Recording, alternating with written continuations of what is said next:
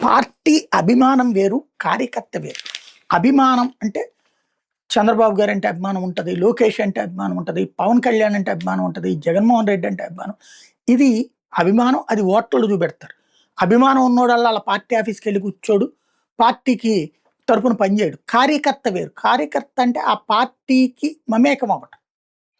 అది మనసులో ఉండాలా, నేను పార్టీలో చేరాలన్న ఫీలింగ్ ఉండాలి.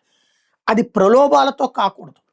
నీకు బస్ పాస్ ఇస్తాను, నీకు ఇన్సూరెన్స్ ఇస్తాను, లేకపోతే నీకు ప్రభుత్వ పథకాల్లో పార్టీ ఇస్తాను అని చెప్తే అట్టాగొచ్చేవాడు స్వార్థంతో వస్తే ఇంకా ప్రయోజనం ఏంటి?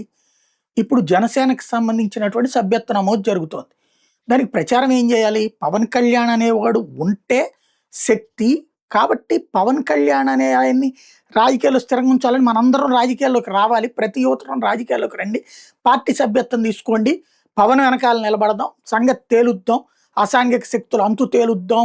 శాంతి భద్రతలను కాపాడదాం. జనసేన సైన్యం శక్తి ఏంటో చూపెడదాం. ఇట్లాంటి పిలుపులు ఇవ్వాలి తప్పించి మీకు ఇన్సూరెన్స్ ఇప్పిస్తాం, ఇదేంది మనకు ఆపదొస్తే ఆదుకునేది ఎవరు? బయట ప్రైవేట్ కంపెనీలో సామాన్యుడు 5 లక్షల ప్రమాద బీమా కోసం 1000 నుంచి 1500 కట్టాలి. అది మొయ్యలేని భారం.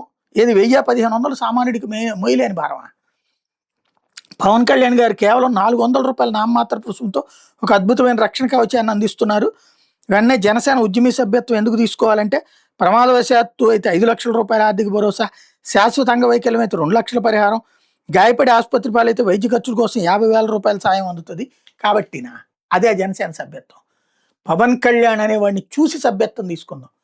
పార్టీలో కష్టపడేటప్పుడు నీకేదన్నా అయితే ఇది జస్ట్ ఒక భరోసా అంతే. అంతే తప్పించి ఇన్సూరెన్స్ పాలసీ కంపెనీ కాదు కదా జనసేన.